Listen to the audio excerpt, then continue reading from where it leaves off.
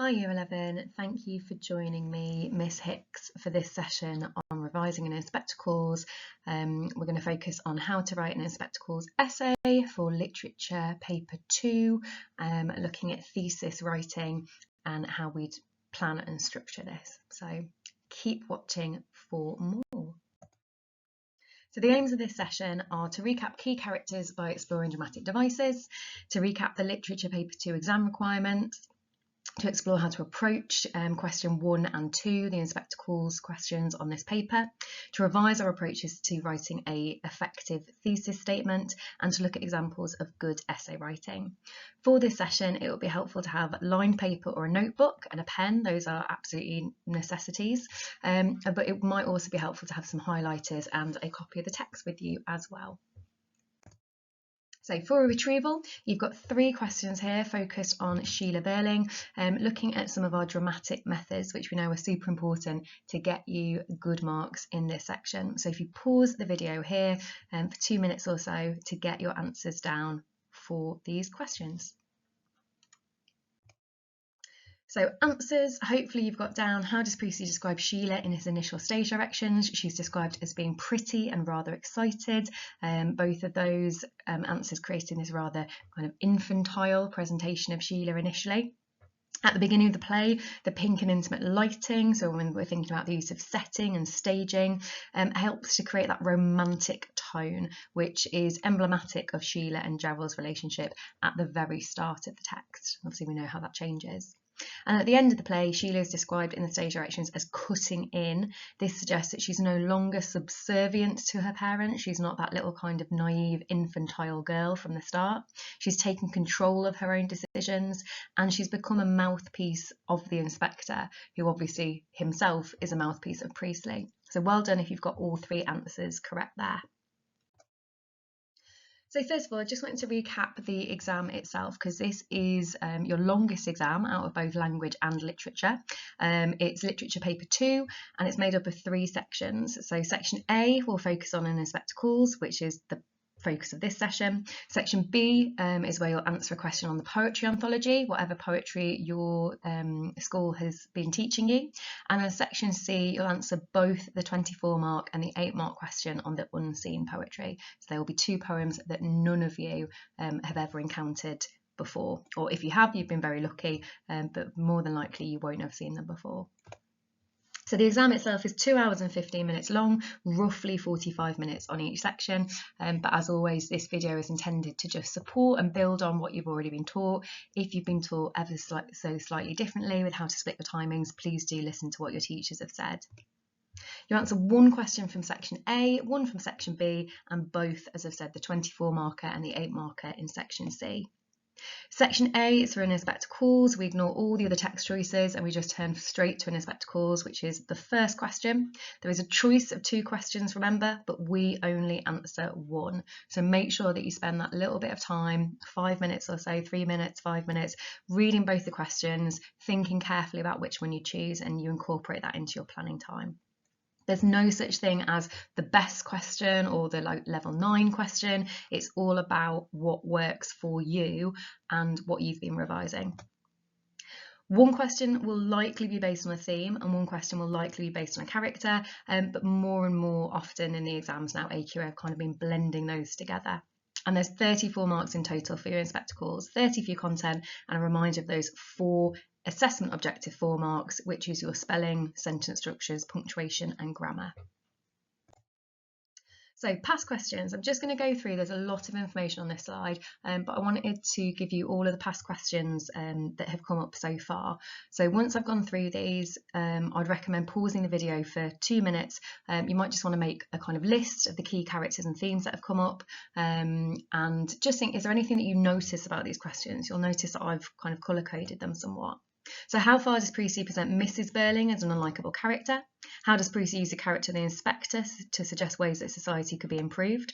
How far does Priestley present Eric as a character who changes his attitudes towards himself and others during the play? How does Priestley explore the importance of social class? How does Priestley present selfishness and its effects? How does Priestley present Sheila as a character who learns important lessons about herself and society? Mr. Birling says a man has to mind his own business and look after himself and his own. How far does Priestley present Mr. Birling as a man who cares only for himself and his family? How far does Priestley present male characters as irresponsible? How does Priestley use Gerald to explore ideas about responsibility? And how far does Priestley present society as unfair? How far does Priestley present Eric as a character who learns important lessons about society? Priestley shows how inequality in society leads to tragedy. How far do you agree with this view? How does Priestley present what life is like for women? How does Priestley present the different ways older and younger characters respond to the inspector? How does Priestley use the character of Mrs. Birling to explore ideas about social class? So this one was on your November trial for most of you. And how does Priestley use the inspector to suggest the need for social change? So this is where I just want you to pause the video and think about, as I've said, I've colour-coded these already for you. What is it about how these questions are made up? What's going to help you to unpack these and get yourself your marks? So pause this video now. Did you manage to get these things in your analysis of the questions? So nearly every single question, if not all of them, starts with how, and that's a fantastic word. When we see this word, we should feel really, really confident, because essentially it's asking you to unpack how and why writers have made particular choices. So we're really focusing on the methods that they've used, whether that's at a language level, whether it's talking about the form, whether it's talking about the structure, or particularly for our plays, so in Spectacles here, but also Macbeth or any other of the Shakespeare texts that you're doing, thinking about the dramatic methods, the staging, the tone that characters may speak in, the use of stage directions, the genre conventions. In Spectacles is a morality play, it's a well-made play. If it's the first time you're hearing those terms, you might just want to give those a quick Google now. But those might be things that we get to analyse and talk about when we're considering how Priestley presents his ideas. You'll notice that a number of the questions also featured evaluation, how far, to what extent, and you're used to doing that in your language papers, particularly for language paper 1, question 4. So thinking carefully about addressing both sides of the question. There's also a need for a careful selection and funneling of ideas here. Unlike Christmas Carol and Macbeth, there is no extract for you to pin your ideas on, so it's really important that you take some time to carefully plan and organise your answers. And as we've already said, you'll also see the combination of characters and themes that are presented to you. Some years we get very similar phrasing and wording of the questions. Other years there are kind of wider thematic foci. It's very much varies year on year. So what we're going to do now is I'm just going to walk you through how my advice would be for how to approach a question, and I'm going to show you an example, and then that's going to result in a you do moment where you get to have a go at this. So the questions that I'm presenting you with here are the ones from the first year of COVID exams that weren't actually sat. So today we're going to focus on the first question, which is Mr. Birling says a man has to mind his own business and look after himself and his own. How far does Priestley present Mr. Birling as a man who cares only for himself and his family? Write about what Mr. Birling says and does, and how far Priestley presents Mr. Birling as a man who only cares for himself and his family. There's quite a lot going on in this question here, so whilst I might feel confident with the character of Mr. Birling, I've already been given a quotation. That doesn't happen all the time, so I quite like that. It's giving me a quotation already, it's doing the hard work for me. But also I've got to think about breaking down that question. How far, to what extent, evaluate, does Priestley present Mr. Birling as a man who cares only for himself and his family? So I can kind of split that into two parts there. And again, if I'm thinking really cleverly, then I might think about how we approach the language paper 1 question 4 when we get that statement. And again, we split it into the two halves to think about what we agree with and what we might disagree with. So when we're approaching these questions, it's really helpful to just quickly identify who we're focusing on. Should be nice and quick and easy. So for this question, Mr. Birling is literally given to us. What do we know about them? So our brains might be whirring already with initial ideas for Mr. Birling, key adjectives, maybe some quotations. And then which key moments are we going to pick out and focus on? And I think with all questions, for all literature, I always suggest plan and approach the question chronologically. It's just easier to order your ideas and to get that sense, particularly if you're aiming for our kind of higher levels of like 6, 7, 8, 9s. It helps you to sequence your ideas, showing off that really in-depth knowledge to an examiner. So if you want to pause it here, please do feel free if you want to kind of immediately get down some of your own ideas without any input from me. If not, we're going to keep moving on. So there are two ways that I might suggest my students who get taught by me know that I'm a fan of a kind of like a grid system of planning. It works for my brain. If you're not really about a grid, then you might prefer a mind map or an arc or something like that, a flow diagram. Use whatever works for you. But I've just given two examples here of how we might approach this question. So the first way I might start planning is almost just to do, obviously in an exam, I'm not bothering about like nice straight lines with a ruler and things like that, but planning 4 columns. And I might think, okay, what do I know about Mr. Burling in the opening stage directions? I think the opening stage directions are so important and valuable in spectacles, so don't forget them. And then what do I know about him in Act 1? What do I know about him in Act 2? What do I know about him in Act 3? That is quite a kind of comprehensive way of gathering information. But if you find that a little bit overwhelming, then it might be better to channel it straight into the question. So how do we see Mr. Burling as a man who only looks after himself? And we start writing down our quotations. How do we see Mr. Burling as a man who looks after his family? Does he look after his family? Or are we going to put down contrasting, juxtaposing information? And then, is he a man, is he a character who looks after others? Again, we could be looking at evidence supporting that or disproving that.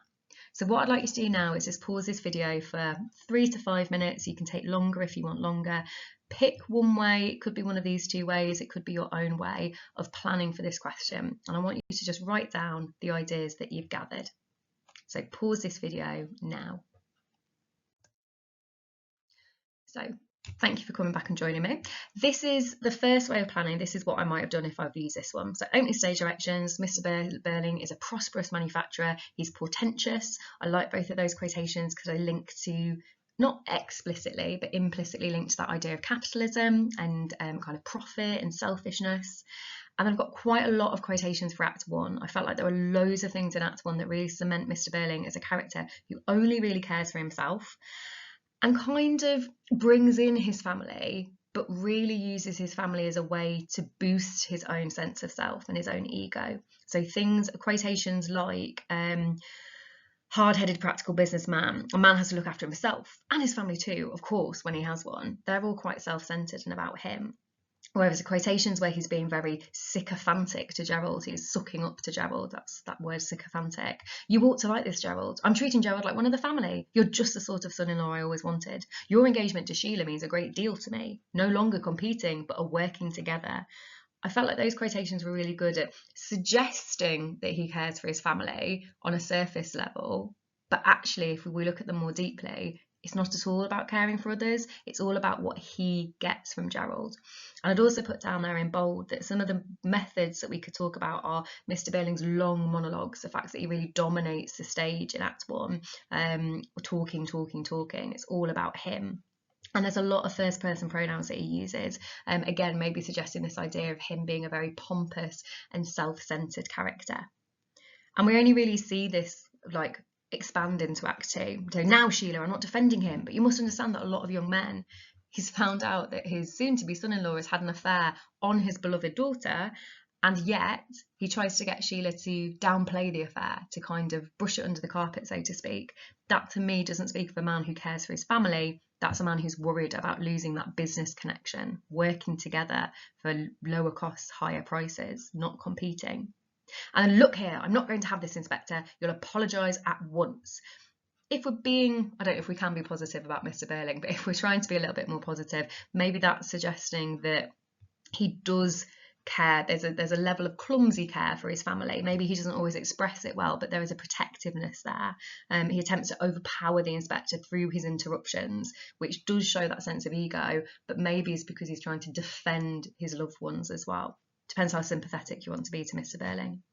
And then finally in Act 3, in my eyes, if there was ever the tiniest little movement towards him showing more care for others, he goes firmly back to himself. There's every excuse for what both your mother and I did. I've got to cover this up as soon as possible. It's not, his sharp, childish retorts aren't about protecting his family. They're not about providing love or support for someone like Eric, who's had a huge trauma. It's all about him and his reputation, his public scandal, and his knighthood. It comes down again to the idea of capitalist, selfish values, worrying what others would say. So ultimately, Mr. Burling remains a really flat and static character. So you might have been adding these ideas to your own plan as we've gone through. If you've not, again, feel free to pause the video here and do that.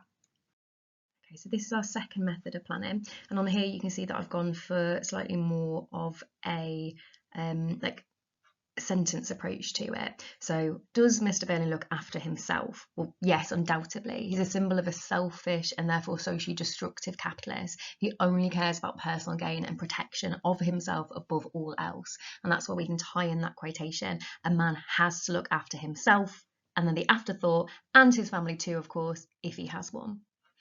So does he look after his family? Well, somewhat. He sees his family as an extension of his own image and reputation. He doesn't really see them as individuals that he loves and cares for, in my opinion. He sees them as that extension of himself, people who can either add value to or harm his own reputation. He tries to bribe the inspector to save the family name. Again, that's implied rather than explicit when he says that they better go and talk it over in the corner just before Sheila's interrogation. And he's actually quite relieved when he's told that other members of the family will be interrogated. You mean you're not just here to see me? Like, he's just gone through this very uncomfortable situation, and he's pleased when the inspector says that he's actually going to interrogate the others. Burling apologises for being rude to him. And I think that in itself is a really important moment in showing just how uncaring he is about his family. And then it just gets worse, because by the end, at 3 after the inspector's left, he constantly, I'd call it blackmails Eric. When he's trying to get him to shut up and kind of put him down, he keeps saying to him that it makes the most difference to Eric. Eric's the only one who's committed a crime. He'll be the only one that gets in proper trouble if it all comes out. And to me, that feels very much like blackmail, trying to reassert his authority by putting down his only son. And then finally, if we look at how he looks after others, not at all. He literally sacks Eva, as we all know, even though she was a good worker, because she dares to ask for a pay rise to allow her to be able to feasibly live. And the reason for that is because it would have added about 12% to their labour costs. So that completely capitalist reasoning for why he wouldn't give her a pay rise. It's not that he couldn't afford it, it's that it would eat into his profits. And then this is a little bit more subtle, so maybe for that kind of like real stretch and challenge at the top end. It's also implied that he doesn't care about wider social immorality. We know that the role of kind of prostitutes is quite a key one within Inner Spectacles, with what kind of Eva or Daisy finds herself pushed into when she's pushed out of legitimate roles of work. And when Eric challenges Mr. Burling on the fact that his respectable friends can be seen with these fat old tarts in the Palace bar, Mr. Burling again shuts him down. He says, we needn't talk about that, because he doesn't care. He knows it's happening. He knows what women of the town are. So there is again that absolute lack of care for vulnerable women in society. But Mr. Burling doesn't care. So this again could be a more effective way potentially of planning for yourself if you've got the quotations to back up that knowledge. So once we've got all of those ideas planned down, I've kind of put down the side there a little plan from the last slide. What we now need to do is we need to use those to build our thesis. And as always, we want to write our thesis using that really clear, at first, however, perhaps writing frame. You can adapt that. You could go for an ultimately or a firstly rather than an at first, but it's so important to identify that shift that happens, or for some characters, that lack of shift. Even though they have opportunities to change in their spectacles, they choose not to. Really showing that awareness of the entire text and the idea of the writer making very deliberate, conscious choices. So it would be really great if you could pause the video now and have a go at writing your own thesis for this question about how Mr. Burling is a character who cares only for himself and his family, before I show you my example of a thesis. So if you want to pause it now. Welcome back if you paused. So this is the thesis that I'd written up here. And as always, this is just one example of a thesis. There are so many different ways you could start to answer this question. So at first, Priestley introduces Mr. Burling as a stereotypical patriarch. He seems respected and loved by his family, and he seems to return these feelings. However, Priestley soon makes it apparent that the only person Mr. Burling actually truly cares about is himself. Anyone and anything else is simply a byproduct of his own egotism and self-serving nature. Perhaps Priestley crafts him as deliberately unlikable and selfish in order to savagely expose the self-centered nature of capitalism and the tragic consequences it can lead to. So we've got our very clear at first, showing a key understanding of Mr. Burling at the start of the play, using that quite nice word patriarch to show that kind of male power and authority that he has in the Edwardian era. We've linked into the question by talking about the family and how initially it seems like he is the respected head of the family, but then we see the shift, the change, when it becomes abundantly clear that Mr. Burling isn't actually a good dad and he only cares about himself. And we've used some really specific, obviously, adjectives like egotism, self-serving nature.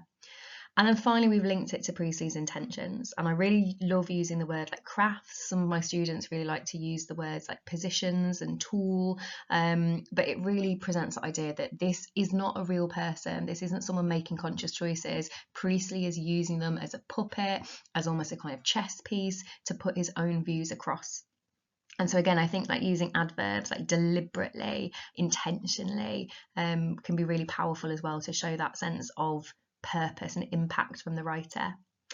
And obviously we've linked it there to the big idea. It's always really helpful in a thesis to link it to that big concept. What is it that the writer is trying to express to us? Well, for Priestley, it's a critique of capitalism, of selfishness, and the fact that that led to all of the kind of societal problems that happened from 1912.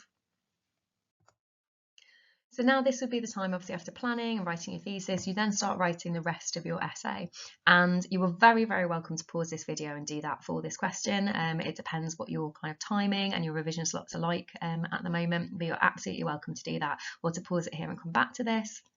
But what we've got at the side is we've got a mark scheme that just talks you through. You may have seen this on some of the other PowerPoints already. It just talks you through obviously what we're looking for, and to really be hoping to cement ourselves with at least a pass grade, so a grade 4, we need to be looking at getting into or trying to get into the level 4. Really, that's going to help us cement that strong pass, which is the minimum of what we're wanting really. And to do that, we need to show a clear understanding, being able to talk kind of confidently about the text, track through moments of what happens, being able to use both quotations and just very specific examples of what happens, being able to engage with the way that the text being crafted. Remember that key question word, how Priestley's put it together. And then I would say it's actually quite easy to move from that level 4, band 4 into the band 5, because it's all about just being more developed. So using those connectives like because, but, so, due to, it just allows you to draw out that train of thought and really show off to your examiner. Show them the detail that you know. I always repetitively say why to my students, like why are they doing that? So why is that? That's the word that you need to be thinking about to help you get those developed kind of ideas. And if your thesis is really effective, that will help you to move up into the band 6, level 6, that kind of conceptualized approach, giving a more critical analysis and exploration of the question. So now that we've had a look at that, we're just going to move on to the you do. So once you've written your response, we'd be looking at evaluating it. So think about when you have done this, what is it that you've used? Have you remembered to use all of these little kind of like tick box moments, almost like ingredients for your writing? So using that thesis, using topic sentences, using connectives, all of that helps you to just make sure your writing is really clear, as we know, for that level 4, and is kind of showing the examiner that you're an educated, able, confident student, as we know you all are. Are you using quotations? Are you zooming in on the methods, whether that's at a language level, like the use of pronouns, or whether you're talking about things like monologues or characters interrupting other characters in a drama? All of those are going to help you to get those AO2 marks for language analysis or just analysis of methods. Are you remembering to talk about the impact on you as an audience for In Spectacles? How does it make us feel as we're watching? And you could talk about for an 1945 audience, or you could talk about yourself as a modern audience. This is a play that only feels kind of increasingly relevant. So how does it make us feel when we're watching it? Or I know we've read it in class, but watching it today. And then just a reminder that there are 4 marks for SSPG here. Sentence structures, spelling, punctuation and grammar, as we've said. So on the right hand side, you've also just got a little checklist of the kind of things that students forget about. So for example, like a lot is 2 words. I know I correct that so often. Having the right homonyms for their, your and your, and then that pesky spelling of Priestley with the 2 E's, making sure that you're getting them in the right order. So this is an exemplar for this question. It's a very high level exemplar. I'm not going to read it to you, and it does go over 2 slides. So what I suggest here is you've got a breakdown on the right hand side where it's been colour coded to show kind of what it's doing and where. Not the best example of a thesis. They also spell cares as cars, so you know, but have a read through this. If you want to pause, read the slide, and then I'll move on to the next and do the same thing. And just think, what is it in this answer that they're doing well to get themselves to that high level exam, a high level mark. So if you want to pause the video now and read through this. And then again, this is the second part of that answer. So again, pause the video here and just finish reading through this. And then join me on the next slide for the examiner comments. So this, as I said, is a really high level example. It got full marks, 30 out of 30 and 4 marks out of 4. It didn't dock the marks for saying cars rather than cares. And this was the feedback from the examiner. So this response begins with a clear thesis. It's not from one of our Lionheart Trust students, so it's not using that brilliant at first, however, perhaps, but it still sets up a really clear answer to the question. And it focuses on the use of the character as a representation rather than a real thing, real person, linked to ideas, which provides that really strong foundation. The use of references develops the candidate's argument effectively, and this becomes increasingly precise and judicious. Judicious, remember, really well chosen and specific. They're not just shoving in, I don't play golf, because they have no other quotations in their head, and they've been revising from TikTok, which we never recommend. They're actually using it really purposefully. The focus on the task is precise throughout, and it's clear that this candidate has a strong understanding of the focus of the question.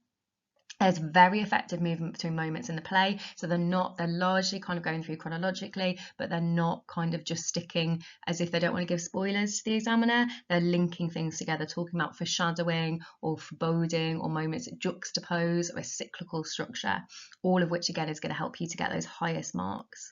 And all of that helps to demonstrate a very strong awareness that the text is a conscious construct. It's something that has been deliberately made and put in a certain order. Just like when Precy deliberately chooses to swap the interrogations of Mrs. Burning and Eric and disrupt our chronological time frame that we've had so far. And then the response is completely rooted in ideas, which enables a very tight and analytical focus on the task. Overall, this candidate achieves a maximum mark available, and there are no improvements given for this answer. So this is a really good one to, again, go back, have a look at in your own time, and work out what that answer is doing so well that you can maybe magpie. So just before we move on to the you do part of this section, I'm going to give you some top tips for essay writing. So first of all, and these shouldn't be a surprise to you, open with that central thesis statement, making sure that it answers the question and it gives an overview of the whole text. The whole point of the at first, however, is it allows you to track through the text. Aim to link moments from the play together, as we've just seen in that previous examiner comment. Don't approach them in isolation and talk about them as unconnected, but say, whilst at the start of Act 1, Mr. Burling acts like this, later on in Act 1 or by Act 2 or by the end of the play, he's acting like this. Link those moments together, and always, always, always use that what, how, why structure for your paragraphs. It is by far, again, it's AQA approved. They love it. They believe that it helps you to write really confidently and with real analytical depth. And they much prefer it over the petals and peels and peasels and things like this that you might see other people talking about. What, how, why involves all the same things, but it gives you a lot more freedom. Again, we have confidence in you and as our students that you have that knowledge that is needed to flesh out that what, how, why. So you don't need anything more restrictive. So this is your chance now to move on to a you do and put everything that I've just talked about and you've been listening to into practice. So we're going to look at the June 2019 question. Sheila hasn't come up in quite a while. We have had some questions on life for women, but we've not had a Sheila specific one. So who knows if this is the year. So we're going to look at this question. How does Precy present Sheila as a character who learns important lessons about herself and society? Write about some of the things Sheila learns in the play and how Precy presents Sheila as a character who learns important lessons about herself and society. So again, if we want to break it down into its parts, how does Precy do this? So we're thinking methods, and then Sheila learning important lessons about herself and Sheila learning lessons about society. So follow me for the next slide to look at how we might plan this. So you are going to think about planning it. You're going to pause the video for 3 to 5 minutes and you're going to consider the fact that we're focusing on Sheila, what you know about Sheila. Think about those opening stage directions, think about her character and how we see her progress, because we know that she does. Think about which key moments you're going to focus on. We want to show a knowledge of the whole of the play, but is there maybe going to be, in, for example, her interrogation, are you going to focus on that a little bit more? Are you going to focus on her response when the inspector leaves? What moments are you going to focus on? And use that chronological plan. Remember that we've gone through that on the previous slides, and I'm going to move on just to remind you of that on the next slide now. So one of two ways here: opening stage directions, Act 1, Act 2, Act 3, if you want to just plan and get your quotations down, or how does Sheila learn important lessons about herself? And how does Sheila learn important lessons about society? What does she learn? How does she learn it? So pause the video now for 3 to 5 minutes. Would be a good idea to maybe write down what you currently can think of and then fill those knowledge gaps. That's when you then see, what is it? Am I remembering Act 1 really well, but maybe I need to then get some help with Act 2, use my text. See what you can get yourself. Pause the video now. Okay, welcome back. Now that you have your plan and you've got all of those ideas in front of you for how Sheila learns lessons about herself and about society, we're going to use that plan to write your own thesis. So remember, this is a construct. We need to think why Priestley has crafted Sheila in the way that he has, why he's made certain choices, and what impact he wants these to have on us as an audience. Remember, we're going to use that key structure at first, however, perhaps. So pause the video now, give yourself maybe 5 minutes to write your own thesis for the question, how does Priestley present Sheila as a character who learns important lessons about herself and society? Pause the video now. Okay, well done guys. You should now have your plan, your thesis. What we're going to do, we've got the mark scheme on our right, so we're really thinking about those key, what we call descriptors of clear understanding, thoughtful developed consideration, and convincing critical analysis and exploration. Normally in your exam you'd have much longer obviously to do this. You'd have 45 minutes in total, maybe about 35 minutes after you've kind of like spent your planning time. It depends how long you take to plan, but you absolutely need to plan. So if you're pushed on time, then I suggest just pausing the video for 15 minutes and having a go at writing a first paragraph, or if you're a super quick writer, then maybe 2 paragraphs. What would be even better is if you've got time to really get into this and try and write a whole essay. But you, again, you know what your revision schedule is like and how much time you've got. So pause this video, write your essay, and come back and join me. Okay, you should now have your written response, whether that's a full essay or a section of an essay, maybe a thesis and 2 paragraphs. And I'd like you to have a go at evaluating your own response.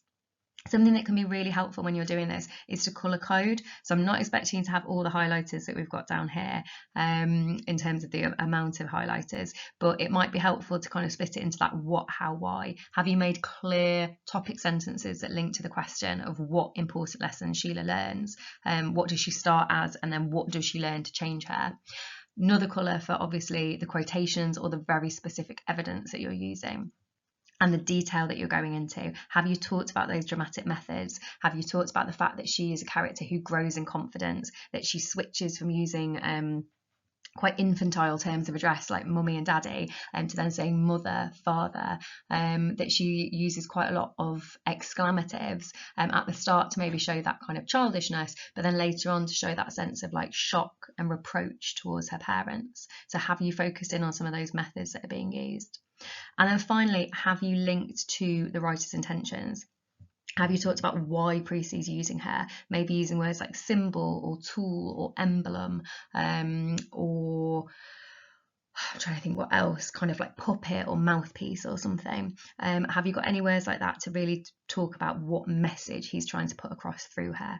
And then finally, hopefully you've given it a little proofread already, but is there anything you can see in terms of your AO4? Any little spelling mistakes, any punctuation that's missing? Please tell me you're not one of these people who doesn't use capital letters on proper nouns or on the letter I. You're all so much better than that. So have a look and evaluate your own response for me now. And then there are some exemplars here. I've got 2 exemplars for you. The first one is a high-level exemplar, and again, you've got it colour-coded, showing you where it's picked up the marks.